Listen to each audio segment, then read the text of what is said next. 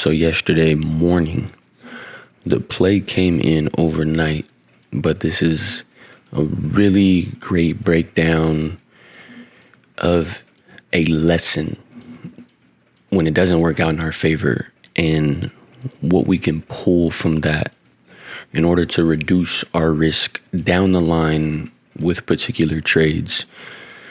We've spoken to this a ton in our community in regards to relativity and where we are on our risk continuum. Okay, so the if we just think of a timeline or a line graph, we think at the very beginning of that, we are at our lowest possible risk involved with that trade. As far as your risk continuum is different than mine, but our risk continuums are based on our edge, and it's based on how we follow that edge and the patterns we recognize within our edge that either increase our risk or decrease our risk. So I'm going to show you an example today that both me and Q shared in our community. Both Q and I shared in our community. So I'm going to show you the play that came in that was the play to take. And then I'm going to show you the play that I took after that play. And we're going to talk about the relativity, and we're going to talk about the market sessions and why both of those were so important during this trade. Okay, so let's get into it. And so correction, the setup was on June 8th. So Sunday is when we sent out the setup, just a trade idea. Q had his trade idea and I had mine as well, but both of ours are literally exactly the same type of setup. XAU USD that Quentin did his setup on, and mine was on gold futures. So they moved relatively almost identical. Prices may be different, but they moved relatively identical, which hence why the same areas that Q had marked up in terms of imbalance in price, which we're going to get into, but I just wanted to give you some context behind it. And so this is Monday, June 9th. Okay, so about 45 minutes till midnight. Okay, so our midnight session is our London session, which is one of the most volatile times, one of the most liquid times of all sessions. It's the London and New York overlap is the most volatile time, but that London session is a very, very strong second, and in some cases first when in terms of the most volatile session to trade. Okay, and so if I zoom out a little bit here, we see that there is this area of imbalance, right? Inefficient price action, imbalance in price. There was this area here. So that's an area for price to target, okay? And so you see we had this movement off of my 1 hour decision-making level, or my force field, okay? And we see the staggered movement that price gave here, right? So we had our Tokyo open right here on this candle, leaving what? Decision-making level, giving us what? An area to trade back to as we moved away. Okay, so think about when this decision-making level was created, it created a force field. We moved away from that force field to this force field, and the further we got away from this one, the more this one became a magnet. Okay, so we've seen price come right back to that level. Okay, and then so if we go down to our execution time frame, I have already replayed it to where I would have executed had I been awake to see this opportunity. Okay, so this is exactly how my entry would have looked. Entry, stop loss, I would have put at this low here, right? So the fact that normally my stop loss is at the break of this lead span B, right? This blue line here, but since lead span B is only 4.5 points away from this decision-making level, I'm comfortable with the risk to use that decision-making level as my ultimate stop-loss point. Plus, I have this decision-making level right there. So like just the communication that I'm getting from price at this level, this is where I would have had my stop loss. Okay, and then where would my take profit have gone? My take profit would have gone to fill that complete area of imbalance. Okay, that's where my take profit have gone. Now, I would have multiple take profits in this area because this would have been my first target. Filling this imbalance would have been my second target. And moving to my decision-making level that's currently acting as a magnet would be my third take profit. Okay, but for this example, we're just going to focus on the first imbalance fill. Okay, so that entry came in at 11:15 a.m. or p.m., excuse me, on June 9th. Okay, so let's play it forward. And before I do that, let's take a look at our MACD. It's on the bottom of the screen because we're going to talk about relativity in just a second. The bottom of the screen on our MACD, we see we have fresh buyer's volume. Our green dot has already come in.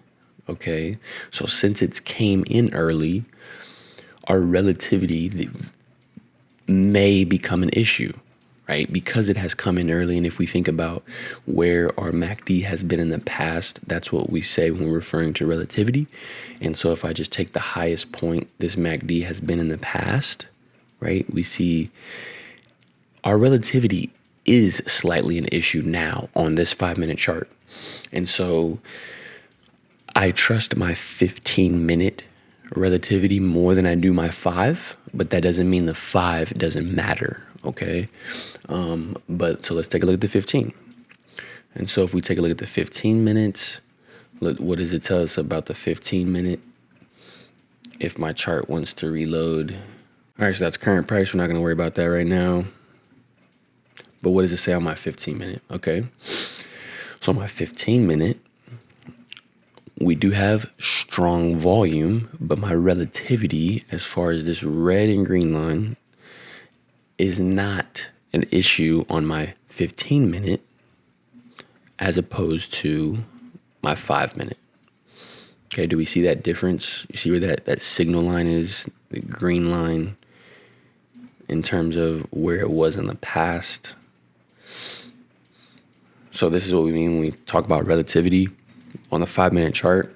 Seeing this, I would delegate more risk to this trade, even though it's the 5-minute chart, because on the 5-minute chart, my relativity is an issue. Now, depending on where I'm at on my risk continuum, so the relativity makes this trade more risky, but how I feel about the risk on my personal continuum is not the same as how risky the relativity makes this trade. Okay, so on my risk continuum, I wouldn't delegate a high amount of risk to this trade. Why? Because we've already moved out of the manipulative session in the Tokyo session, and price gave me my manipulative move. We then moved sideways for a couple hours, almost 3 hours, just below a force field, right? So on the same level as a force field, we showed that resistance from sellers to continue pushing price downwards. Okay, we got a decision-making level right there on my 5-minute chart, right? We have price moving away from my force field. We have a target area in this orange box with this imbalance above. Plus, we're looking at gold, which is a safe haven demand. And so understanding the fundamental landscape, I delegate uncertainty to current fundamentals, right? Uncertainty within the fundamentals creates a demand for gold. I posted this in the community a few days ago, I believe it was. The commitment of traders, which is just a catalog, a database of institutional buying, of retail buying, of just buying across different buying and selling across different entities, right? People like you and me, but then people like JP Morgan, right?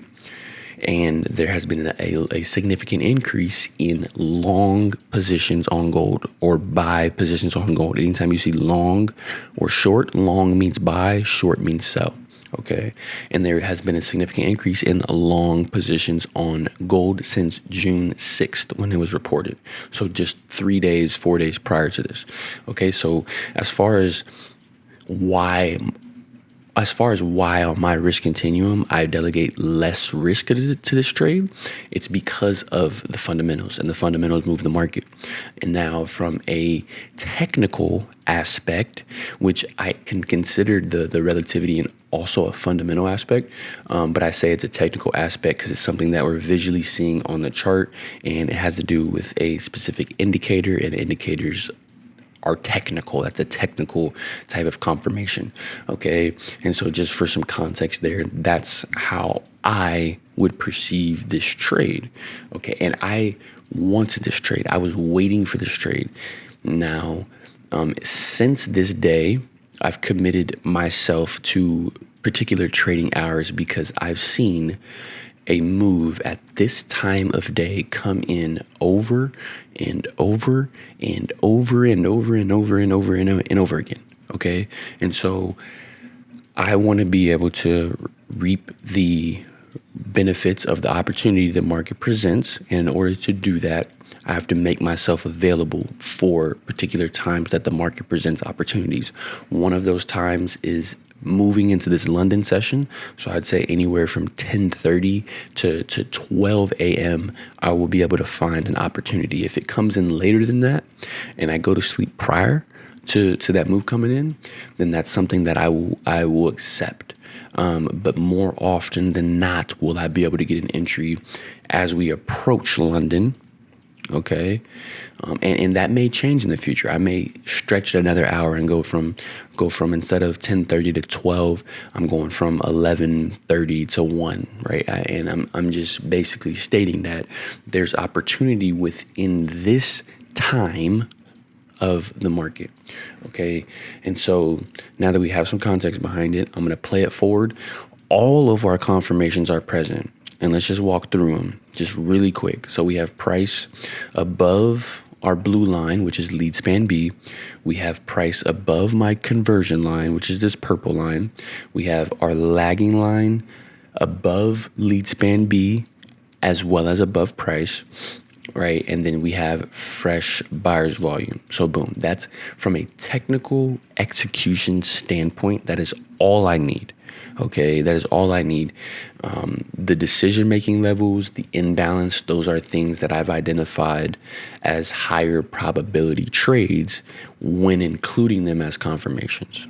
Okay, and as far as risk continuum, identifying these things have, when they're present, reduced where I'm at on my risk continuum, or when I'm trading against them, they've increased my risk on that risk continuum. Okay. And so now let's play it forward.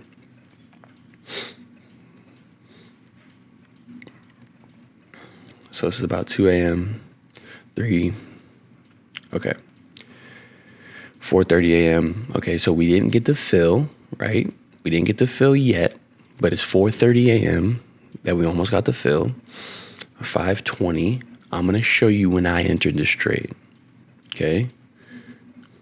Okay, so we get our fill, right? This is why it's really important to not get so wound up on win rates and on win rates. Let's just say that, because this was so based on my contract size on this trade. This was 21 points. I would have probably taken 3 contracts. I have a maximum of 5. Okay. And so whatever this number is,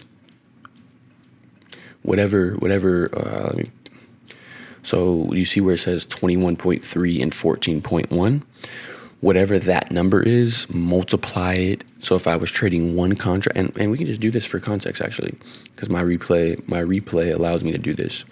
So let's go play it forward a little bit.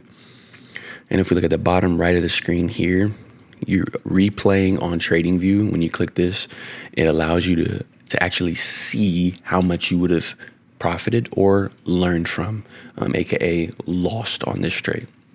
Okay, so for this example, and so where I'm at on my account with Tradeovate, once you pass a certain threshold, you can scale up to 5 contracts. Okay, before you pass that threshold, you can only scale to 2 contracts. And so just think about it like this. However many points you could get on a potential move, multiply it by that many contracts. Okay, so if I was going to do one contract, this would be 21 times 10, because every move is every point is $10. Okay, every point is $10, and so this would be $210 that I would profit on this trade if it was one contract I was trading. So if it was 2, 400. If it was 3, 600. Okay, if it was 4, 800. If it was 5, 1,000. And just on the other side of that, I would have been risking $140 at one contract, $280 at 2 contracts, and then $280, $420 at 3 contracts, and so on and so forth. So I would have went with 3 contracts on this one, because $320, I'm okay risking that. Only if I am on the lower half of my risk continuum am I okay scaling my contract sizes. It doesn't really, I'm not going to say it doesn't matter with how many dollars I have at stake, because that will play a factor.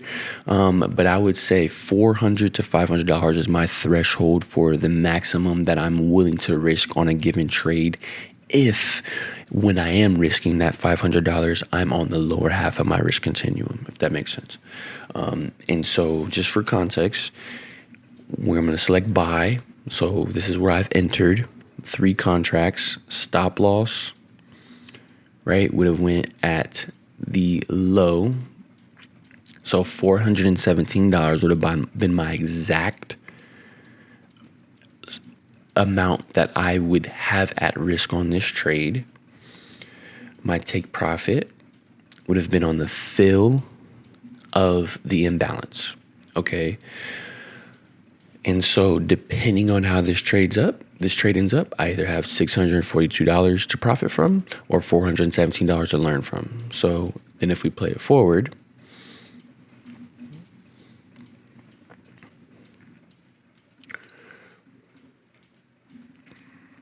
we would have gotten that imbalance fill right about now.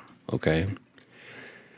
That's when our imbalance fill would have came in. Do we know where I entered this trade? And so, okay, now it's 6:20, 6:25. We're 25 minutes after New York session has opened. So now we're in the London and New York session overlap. There is no news on this day. Okay. Price has already made its move to fill this imbalance. Okay.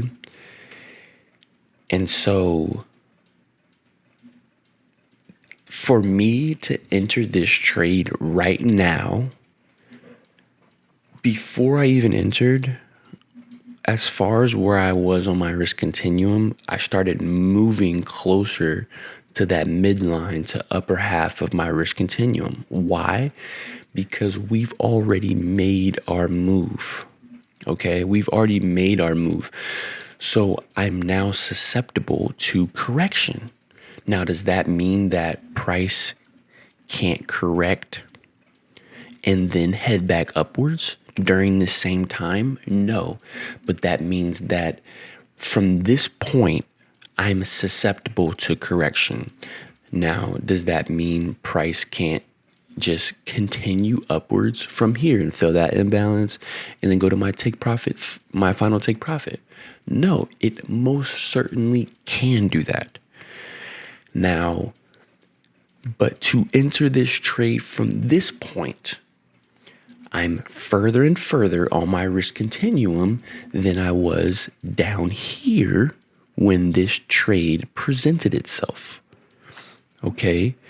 And so this is where I took this is where I actually took the trade, because I was not available to take this opportunity, but I was available to take this opportunity. Me and Q were on the call at this time.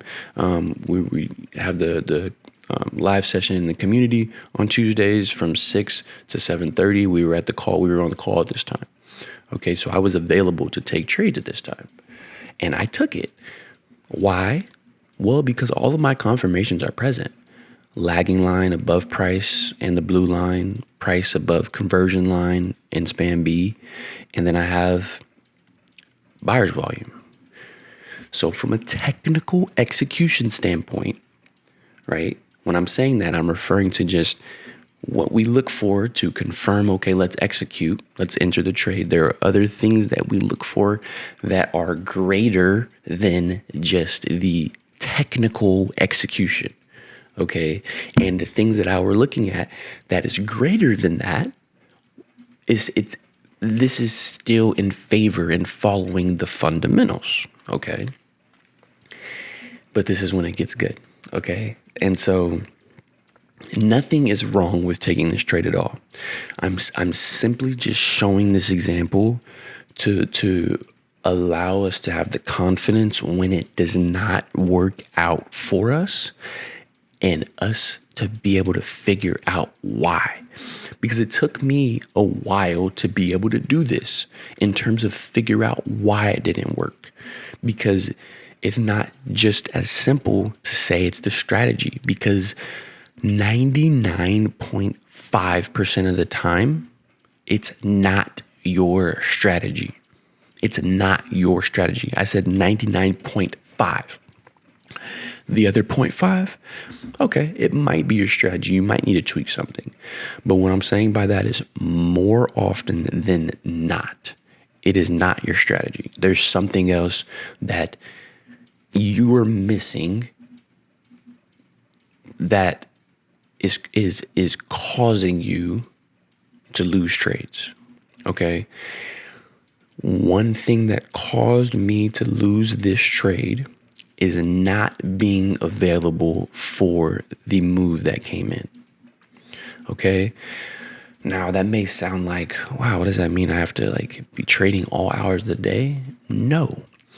You just have to accept the fact that the market is going to do two things. It's going to do three things. It's going to buy, sell, and it's going to move sideways. So it's going to move up, it's going to move down, and it's going to move sideways. It's one thing you have to understand. The other thing you have to understand are the market sessions, right? So the market sessions, if you can see where it's orange here, it's really faint. But the market sessions, right, also contribute to price movement, because if we're in a session like Tokyo, this purple area, where there is not as much volatility, then we might not get much movement. But when we get into a session like London, when there is more volatility, right, then we can get that movement. Okay. And so the other thing to remember, aside from being available, is the market sessions. Okay, and being available in terms of, or let me reverse. So the first thing is understanding price is going to do three things: up, down, sideways. Second thing is market sessions. Third thing is understanding that you don't have to take every single opportunity. There will be 1,000% guaranteed every single time. There will be another opportunity in the future that aligns with your edge and keeps you on the lowest half and the lowest part of that risk continuum. Okay. So those are just a few things that I want us to remember. Okay. And so Now let's get to the point, right? Let's get to the point. Why am I showing this? Okay.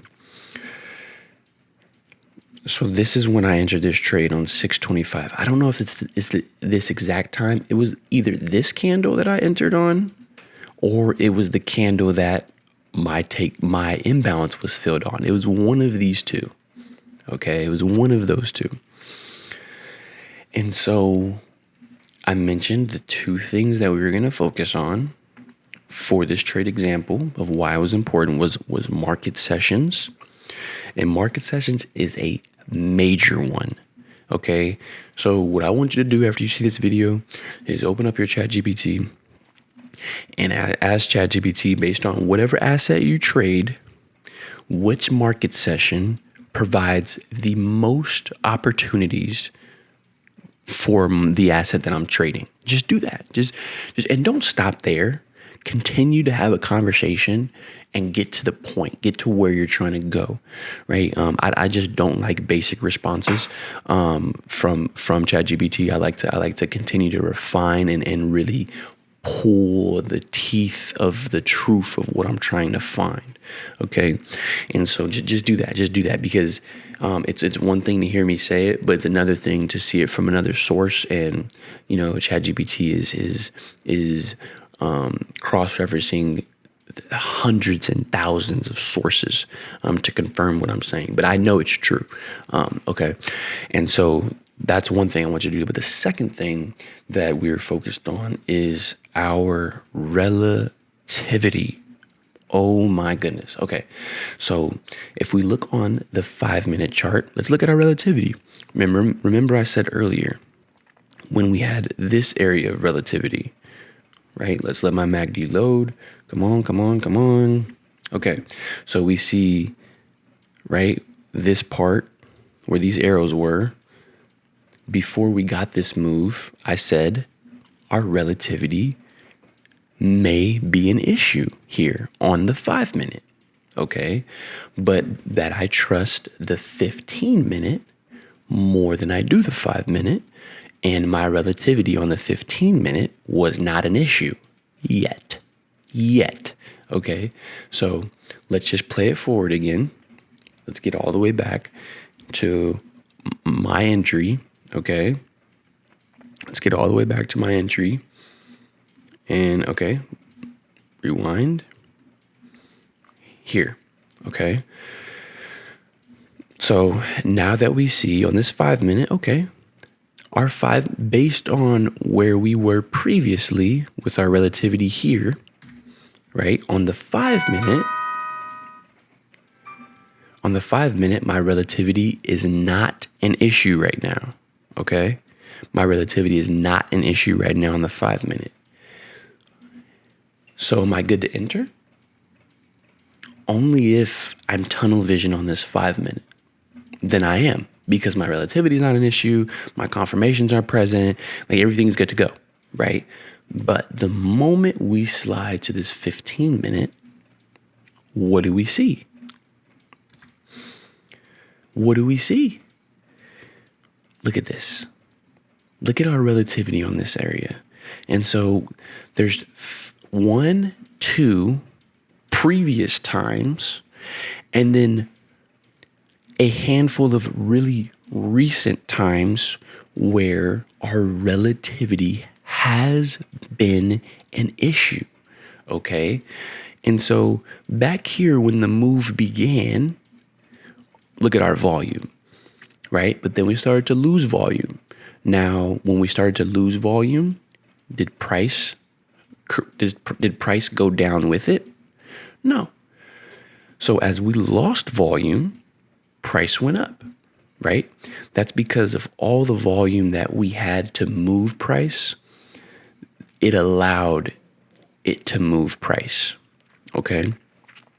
But when do we know, or how can we tell that this move may come to an end at this time? Like, and so what I'm saying by that is when do we know that this trade either has more risk or less risk? It's the relativity. when we trade against the relativity, it will teach you a lesson. Okay. And like I said, relativity, it's a technical thing because it's something that we can visually see, but I can refer to it as also a fundamental concept as well. And we know that the fundamentals move the market. Okay. And so our relativity is a major issue right now. Okay. And so now I can't remember. I'm pretty sure I knew that. I am almost 90% sure that I did see that on the 15-minute chart. So Marcus, if you know that, and you're telling us that, why did you take the trade anyway? I took the trade because I missed the opportunity. Back here. That's why I took the trade. So we can say that I had a sense of FOMO on this trade. And that's something that traders, they don't like to admit when they have those amateur thinking patterns and they react like an amateur to emotions when trading. Like a beginner. Like there's nothing wrong with being a beginner. You have to start somewhere. And so but I just, from what I see, a lot of traders are scared to admit that. But it's the human aspect that I'm revealing to you. But the fact that it's a constant, not battle, but collaboration with our mindset, with our emotions, with our discipline, with our consistency, and so I wouldn't, if I had executed that part, my mindset, the psychological part, I would have not taken this trade because I would not have had FOMO. Okay. And so since I took this trade, what else increased me on that middle to upper half of my risk continuum? Basically saying that on this trade, there was more risk involved. And I knew that. Something else that confirmed that for me was, I said a moment ago that when I enter, let me get rid of this one. When I enter, I'm looking for my stop loss to be wherever my white line, my lagging line would break this lead span B. So that's where my stop loss would go. So I usually choose wherever the lead span B is below price. So right now, if we just take this candle right here and we just go straight down, my stop loss would have been about right there. Okay. So 13 points, not terrible. Okay. Not terrible, but that is assuming that this line breaks there. There's no telling that price could just go down and end up breaking somewhere around this level. Okay, so if it did that, right, now that's an extra 10 points that I'm going to be missing out on, or that I'm going to lose. Okay, and so the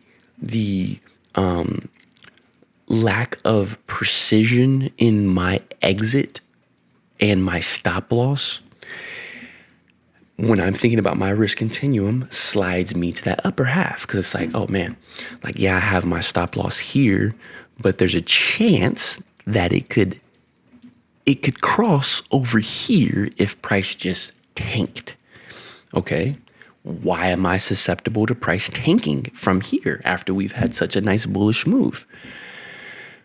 Because we've already had the move, right? And we know price likes to do three things: move up, move down, and move sideways.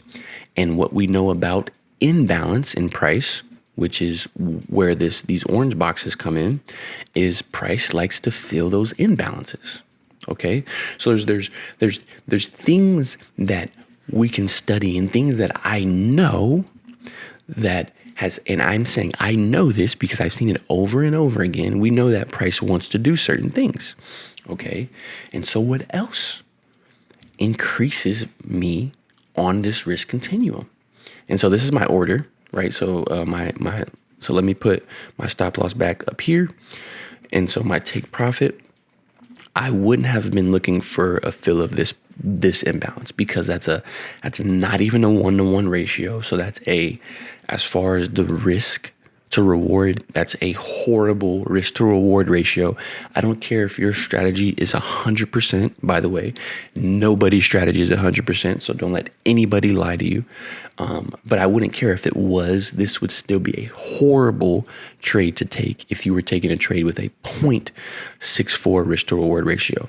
Okay, so I would be taking this at least to my decision making level, which a 1.5 to 1 risk to reward ratio, I've taken that in the past and I'm okay taking that, but I'm looking for more, not because I'm greedy, but because I know there's a higher probable trade available, right?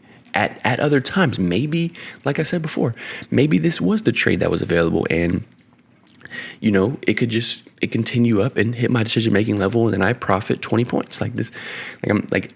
At least a 1-to-1 is what I'm looking for with my risk to reward ratio. At least, at very minimum, a 1-to-1 ratio, because I'm always willing to risk as much as I'm willing to gain. Okay.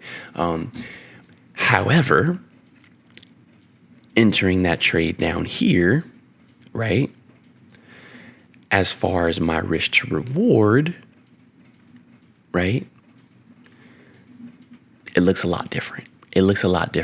Right? And even where my imbalance got filled, right? We're still at, almost a 2-to-1. Okay. So I like that better. The higher, of course, we can get to that 2-to-1, that 3-to-1, that 4-to-1 setup. I like those, right? I like those, but I'm not chasing the risk to reward. I'm after what makes a trade either more probable or less probable. Or I'm after what makes a trade more probable or less probable, yes, but I'm after a trade that has less risk or more risk involved. Now, that's on the opportunity standpoint, but then I also want to make sure when I'm taking trades, the trades that I take, in terms of risk continuum, my personal risk continuum, I'm on the lower half of that risk continuum. Why? Because there's less emotions involved.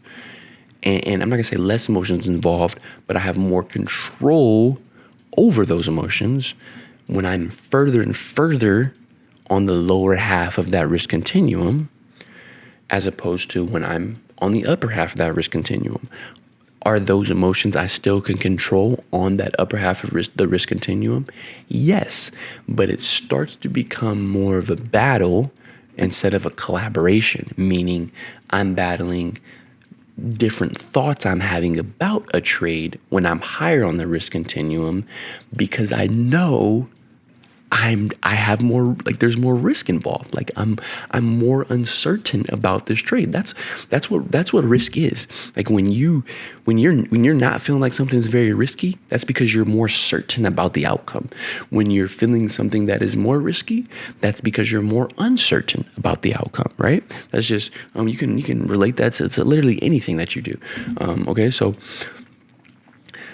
relativity. Let's finish this one up. Relativity is the main point of this video. If we trade against relativity, it's going to teach us every single time. Now, are there times where we can take this same chart? Are there times where you take a trade where your relativity is an issue, where it looks exactly like it does right now on the bottom of my screen, and it works out in your favor? Yes, there are times where that will, not might, not maybe, but will happen. Okay? So Marcus, why would I not take it if there's times that it will happen? Because we care about following our system. We don't care about the trades that work out. That sounds weird, because There are multiple trades that work out. There are millions of different strategies and ways to approach the market. But my system, I've identified when my relativity is an issue, this trade is less likely to work out. If it's less likely to work out, it has a higher risk. Okay? Just simply put, if it's less likely to work out, and how can you determine that it's less likely to work out? Study, backtest, execute on the live market, see it over and over and over and over again, right? I've probably got over 1,000 data points, not data points, but over 1,000 different examples that I've seen that my brain has remembered of when something has worked out and when something has not. And so that's what I'm using to measure where I'm at on my risk continuum, and to measure based on that risk continuum and aligning that with, okay, based on the likelihood of this trade working out, how risky or less risky is this trade? And I've identified that when relativity is an issue, the trade has a greater risk. Right? If we think about it in terms of 0 to 100%, in terms of 0% being as less risky as possible, and 100% being as most risky as possible, relativity is like an 80%.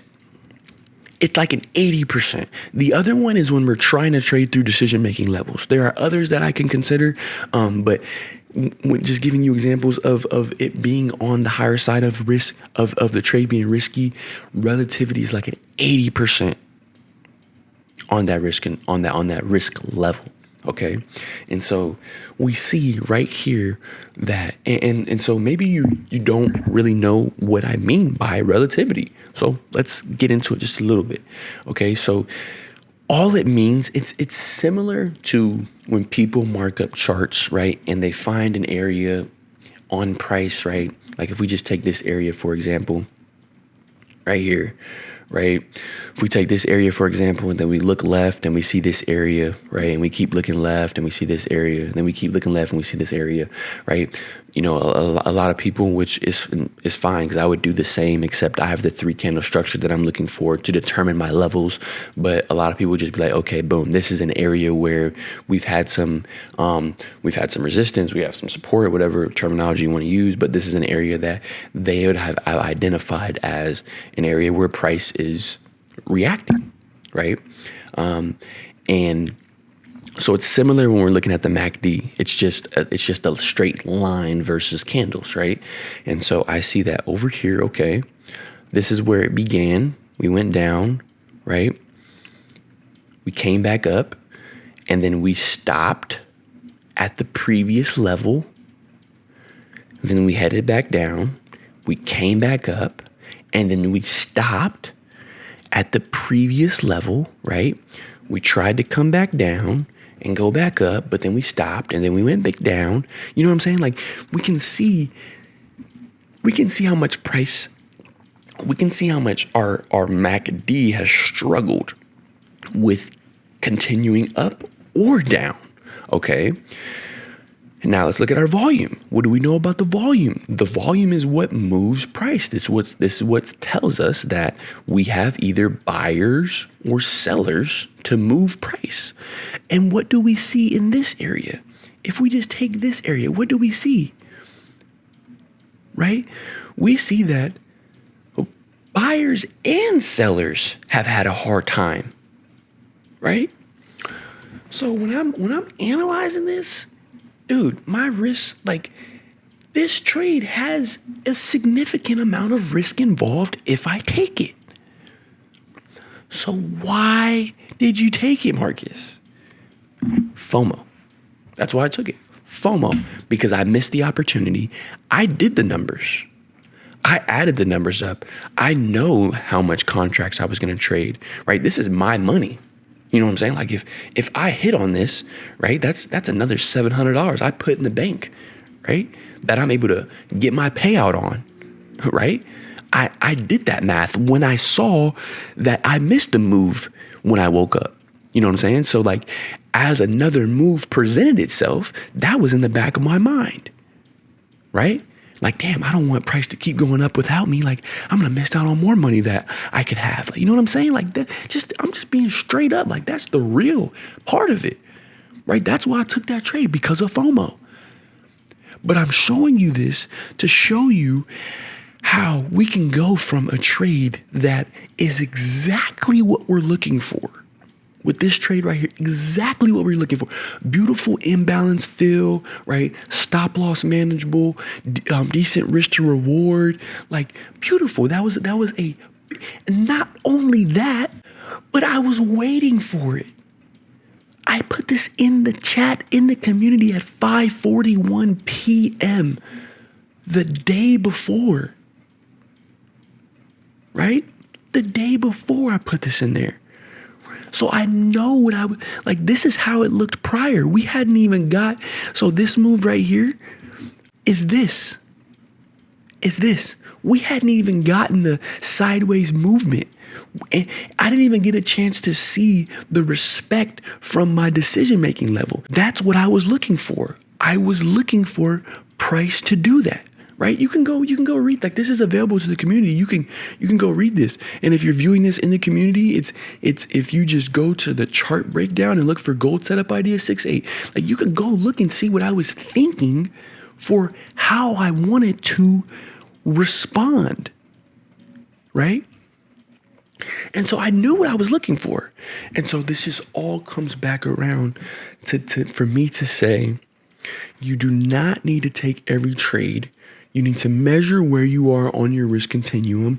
You need to make sure that you're not executing out of emotions, out of FOMO, and that we're executing our system, okay? And that we're not trading against any part of our system. And when it does not work out in your favor, it is not your system's fault, okay? It is not your system's fault when it doesn't work out in your favor. It's purely your execution.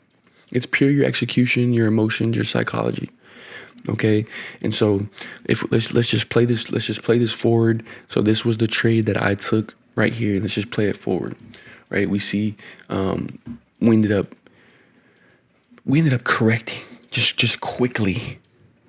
Right, like, and then how hard is it as especially as a new trader? Like, I can just remember back to when I was a new trader to think like, damn, like, the market is out to get me. The market is not out to get you. Is it an extreme coincidence that the moment you entered that trade, it went in the opposite direction? Absolutely. But let's identify why. Why? Like, we already got our imbalance fill. Price already balanced out a portion of price. Like, it already balanced out a portion of itself. Does it need to balance the entire thing in this moment? No. Right? And so then we got that. I ended up losing like $300 on this trade. So I went from a $600, $700 profit to a $300 loss. Why? Two things. I was not available for this trade, and I ignored my relativity.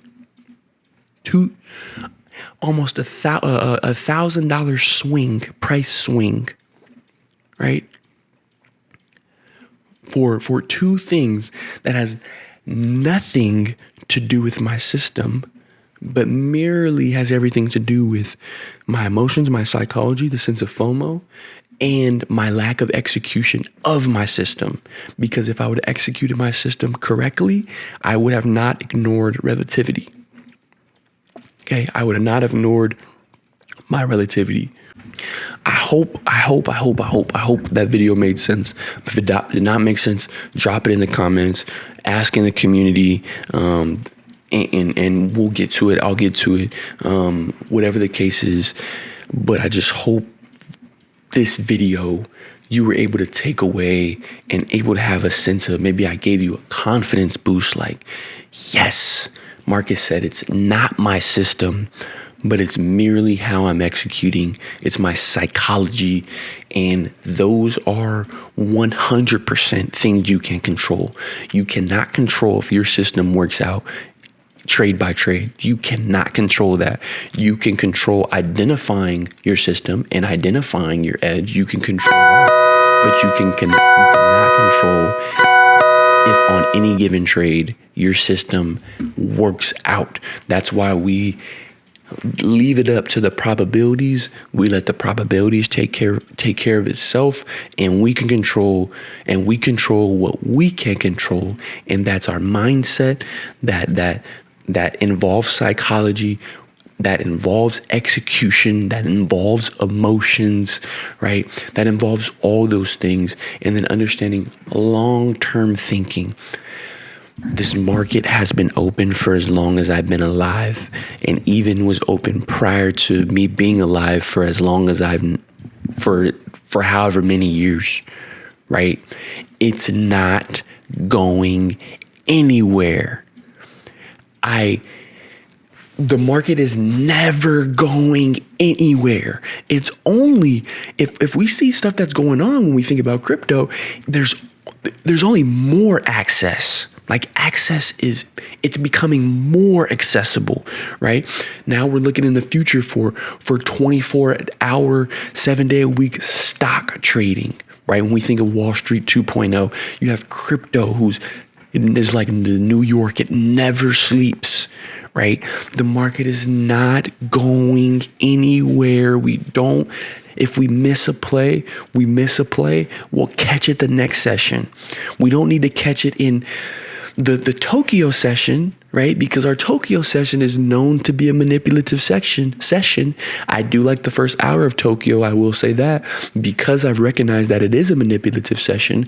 I am okay trading against the trend at those times, against the fundamental trend, I will say.